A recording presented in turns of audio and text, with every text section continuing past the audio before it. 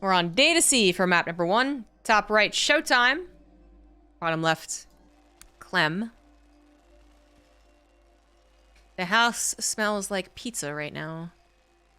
But it is a lie. It's not pizza. It's ratatouille. Which, I mean, is, you know, a lot of tomato and spices, which is a lot of what pizza smells like, but for some reason it smells a lot more like pizza, like with like a bread cheese. So I don't know what's up with that. I'm quite looking forward to the ratatouille. Been eating, I mean, not unhealthy as in like all the super fatty, worst type of things for you food, but I have been eating non-homemade food for the last 3 weeks.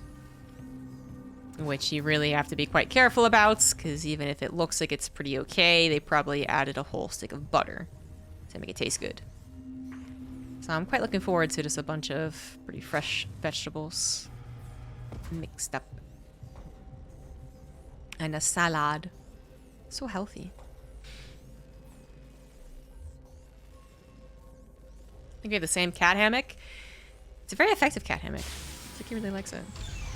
The cat's are noticeably glad you were finally back. Yes, actually. A lot of times Apollo will be interested in me. He'll come up and like let me pet him, but then he'll pretend like he wasn't that miffed. He wasn't that big of a deal, like whatever, man. But then later on he'll be all snuggly, cuddly, wuddly. This time around I came back and Apollo came up to me. I pet him, and then he just pushed his head into the crook of my arm and stayed there for minutes. And little Zigster wanted to constantly be around me, and then, yeah, as soon as I went to bed, they were all cuddly-wuddly. Which Apollo generally is, but both of them together, almost battling each other for my attention, that's when you know they really miss me. Even the other cats, the ones that aren't technically mine. Like, Blazer was very excited. Finally have a cuddle buddy. Our cats are very affectionate. They don't, most of them don't quite live up to the stereotypical cat.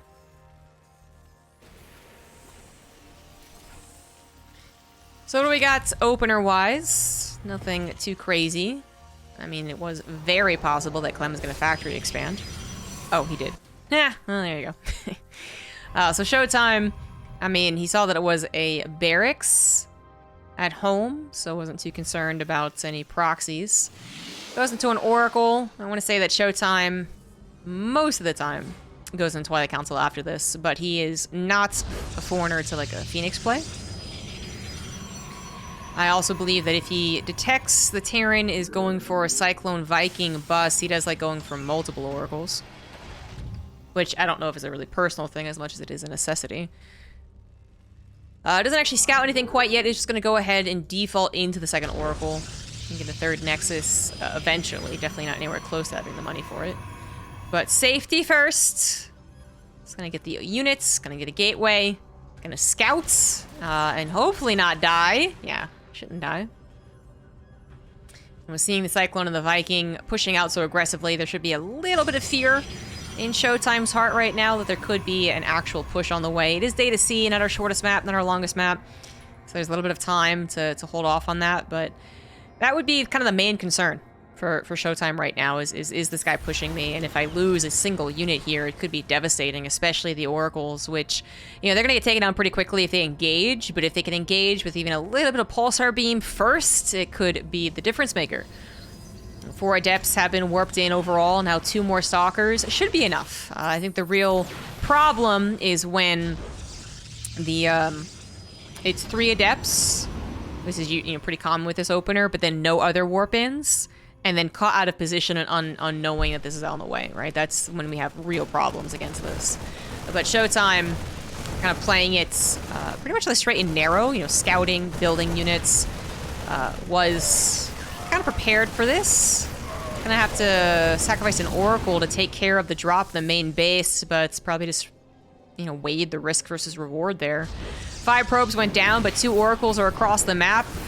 Pretty much knowing, pretty much for a fact that there wasn't going to be a Widow Mine. Pretty much for a fact. Like, not 100%, but be unlikely to have one after the dedication to the forward attack. And, well, especially now that you see a tank, you know that was a good idea. A good guess. Tank is focus fired first. Viking barely not going to go down, but a shield battery has been prepared. Overcharge is available. And ShoWTimE is playing this out masterfully, actually. The real difficult part was going to be making sure to defend any attack that was coming across his way. The first one, the second one, the third one, the drop in the main, what have you. But he kills the medevac and thus kills Clem. Because he also killed a total of 21 SCVs. I would say you often do not see that much of a drastic game in the Protoss's favor. You see a game end around that time, around that push on the Terran's favor. I would say often enough. I mean, how we saw it earlier today, twice in a row, pretty much. But usually doesn't end the game either, right? Usually it's about gaining advantages. But I can say that I've not seen too many Protoss wins right then and there with that push. That's kind of crazy. It's kind of crazy how well ShoWTimE played that out. Perhaps Clem was not expecting 3 oracles. He was hoping to find the guy going 1 oracle into Twilight Council, investing into a blink that would not have been in play up until... after you get 1 oracle, you can get it, what, like 5:30? Right? Something like that? So it would have been play for the final push, but not for the rest of the push.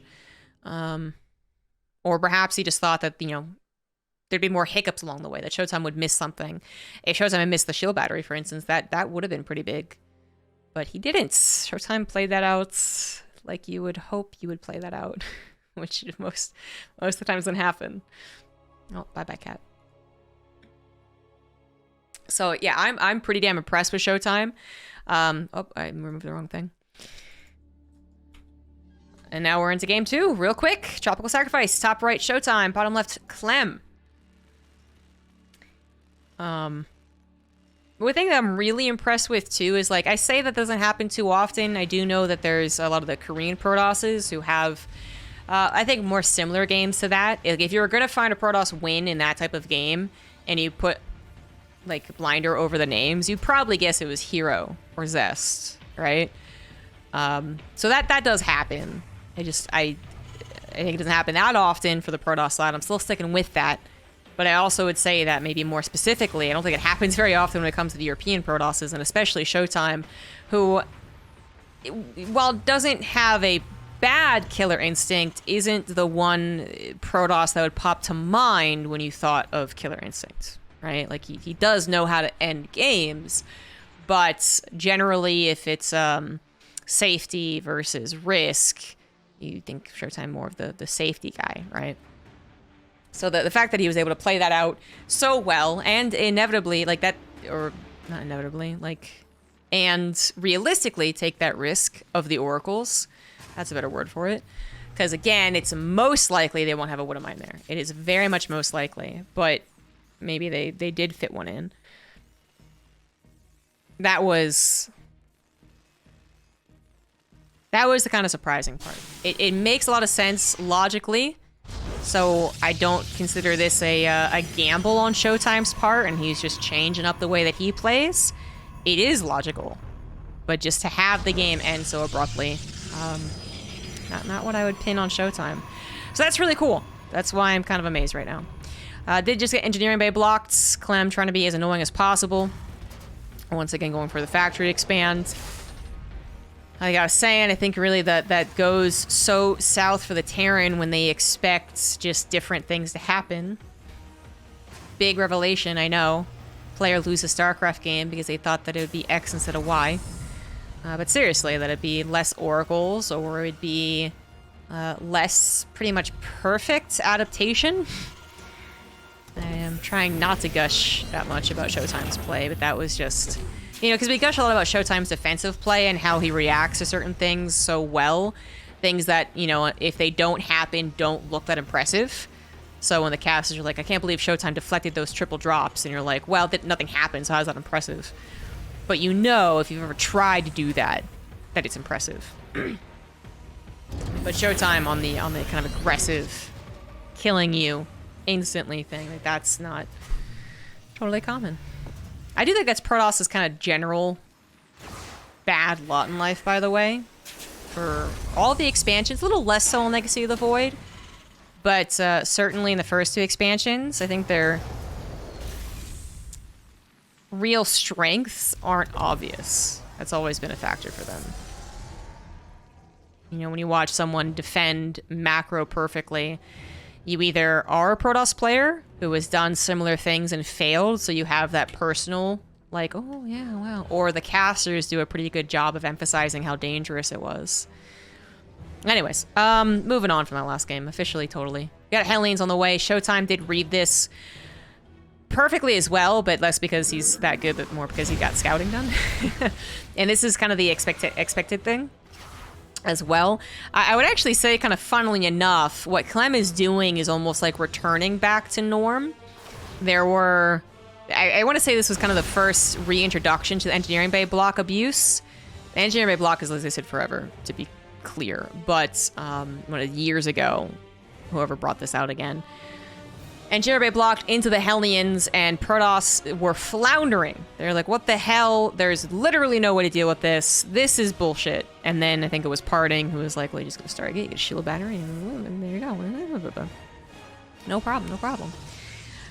ShoWTimE was able to scout that it was, in fact, the Hellion follow-up. Could have been a Cyclone follow-up. Could have been a Widowmine drop follow-up, actually, and he would have been pretty surprised by that. But it was exactly what you might expect from the first kind of roll-around comeback of the Engineering Bay block. So a shield battery, plus the Oracle Pulsar Beam, and whatever units on the ground you can get, maybe some good SimCity as well, really does take care of it very well.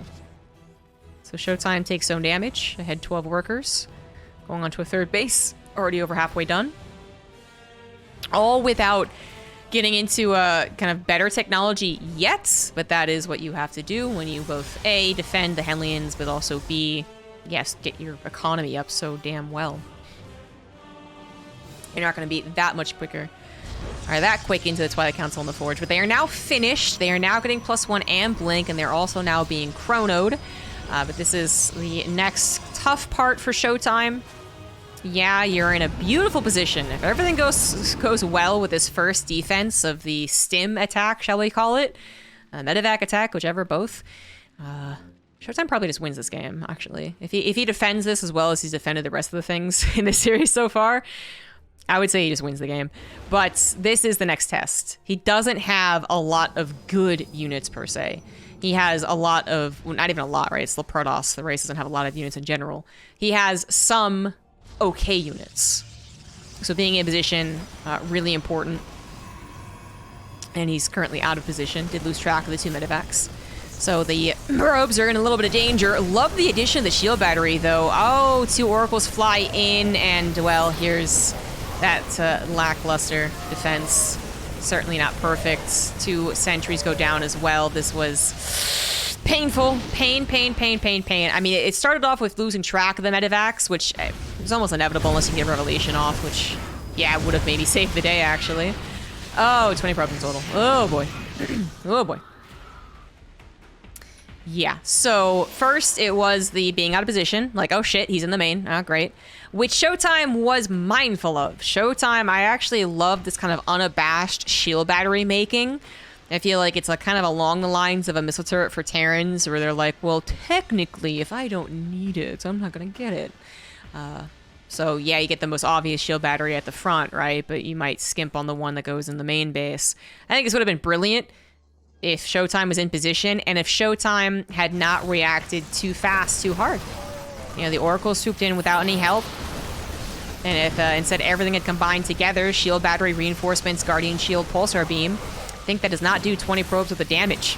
As it is, 20 probes could be recoverable, again, if everything else goes well, but already missing some of the steps to defend against this as perfectly as possible. Shield batteries in the natural, not the 3rd base, but has already whittled away enough of those Marines that it's a-okay. 2 shield batteries in the 3rd, of course, from earlier on. Meant the shield battery overcharge was strictly necessary. But that was still not, you know, a perfect defense, which still might not have been enough to make up for such a probe deficit. That was a tremendous amount of damage for ShoWTimE to take.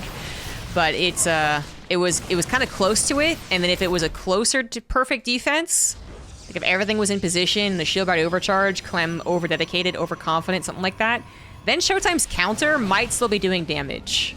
Like, it's that type of, like, really close game that ShoWTimE could have taken advantage of, where the Stalker count is just good enough to beat out the still reinforcing bio and medevacs, right? But we missed that mark by probably seconds. You know, if it's 5 less Marines, 1 less Marauder, medevac slightly out of position, these Stalkers can focus fire.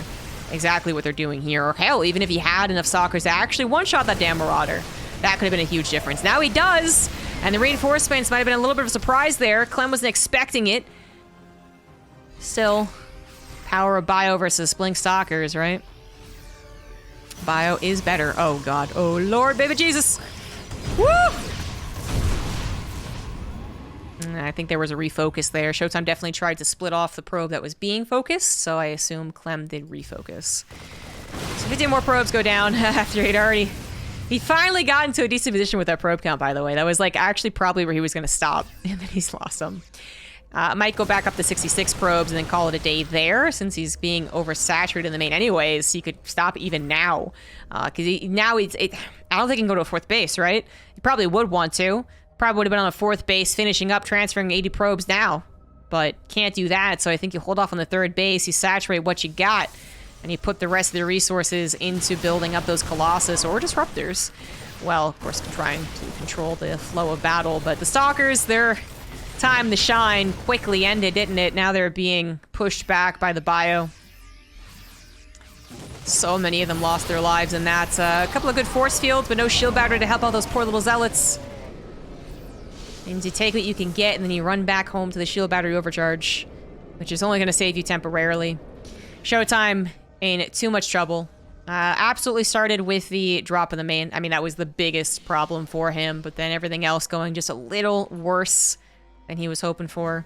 And now Clem has a pretty easy walkway to victory. The red carpet's kind of being rolled out for him, you know. You still see some guy on gateway units, and not that many gateway units, more specifically, and you're like, okay, whatever, and bio wins.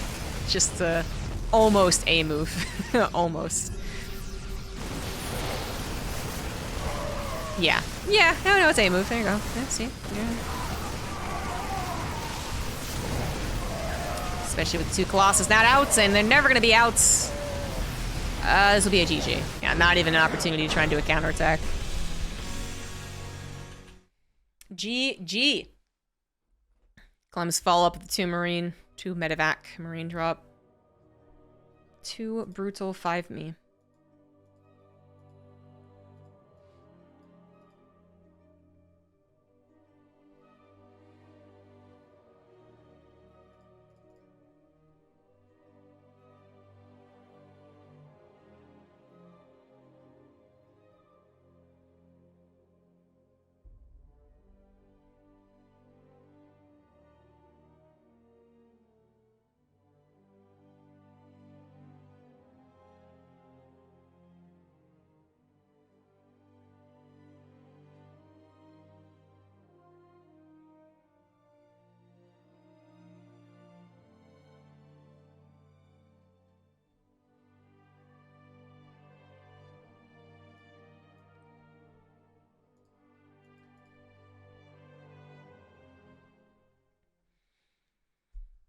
Now, Moondance.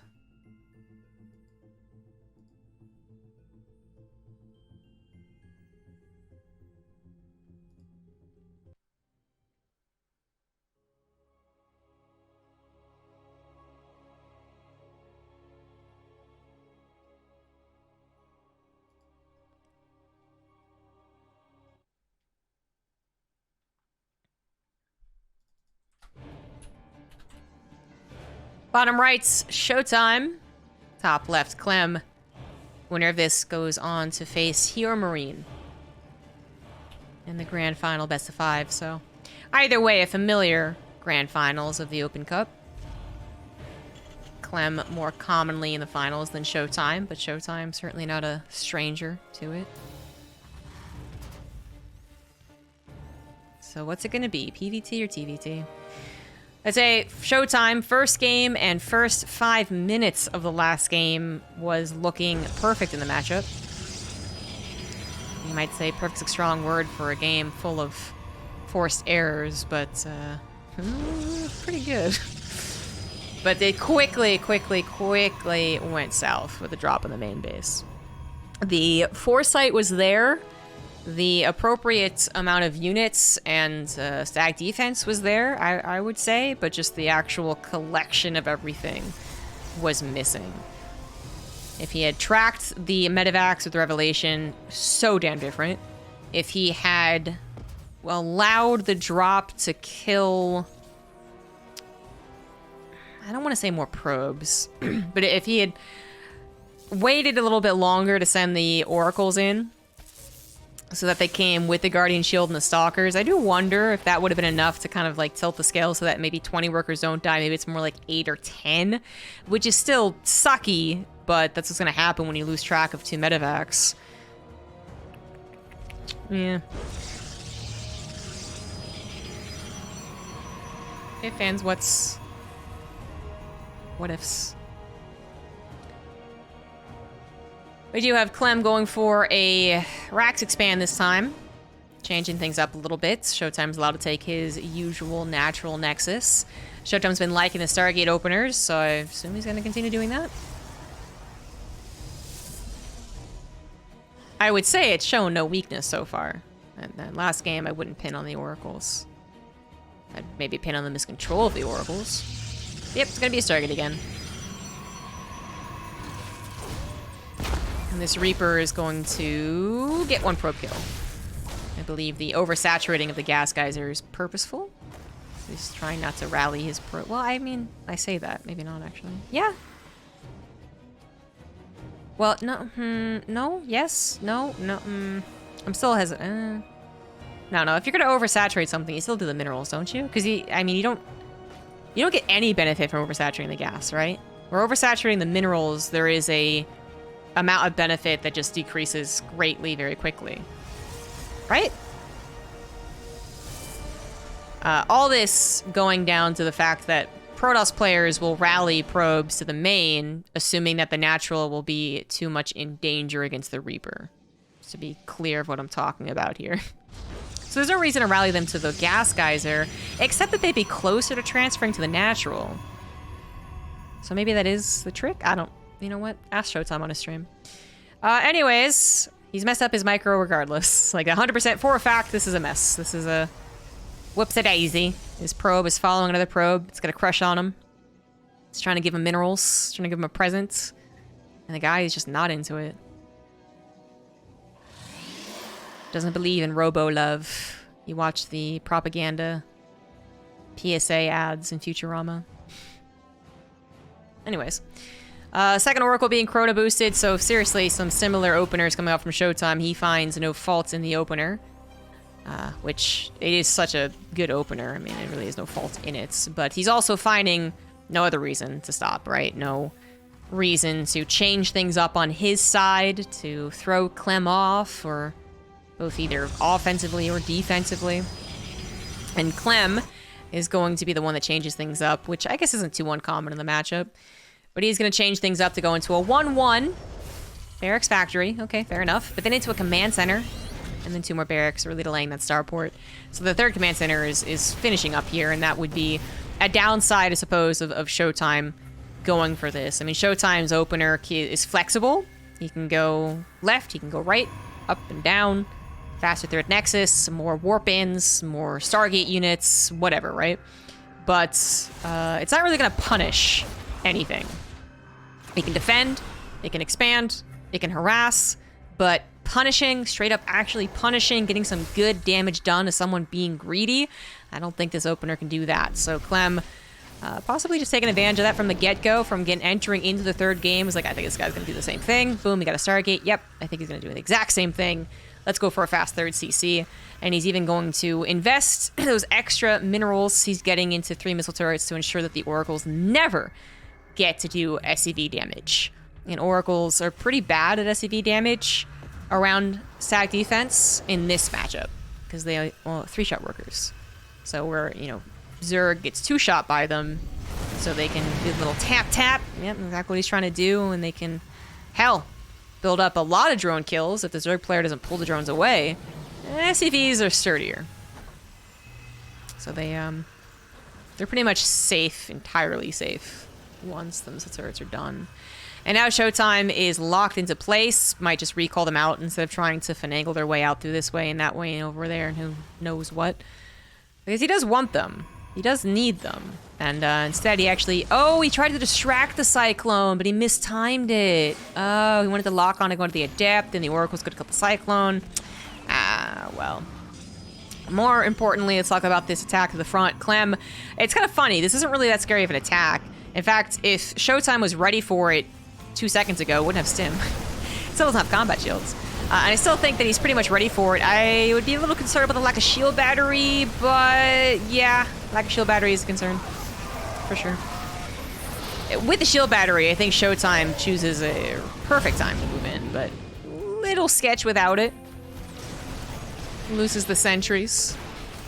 Oracle goes for a stasis trap, which is not going to be effective. Clem had time to look back home. ShoWTimE's adding on an Archon, which will be pretty much the key to the defense for now. Yeah, I think it's a little too chunky. Although Clem is reinforcing, and we're on a very short map, so one Archon won't cut it forever. ShoWTimE has gotten up to 70 probes on 3 bases. He's actually oversaturated and mis-saturated his gas. I'm assuming he probably wanted to deal with that a bit cleaner and then grab a 4th right afterwards. But now it's kind of like a little more ambiguous, so he's dealing with it, realizes it's moved away, but is already invested into more warp-ins, a robo, and gateways, and whatever else, so... And now the attack's back on the front. So his 4th base, I want to say I wanted to come down a lot faster.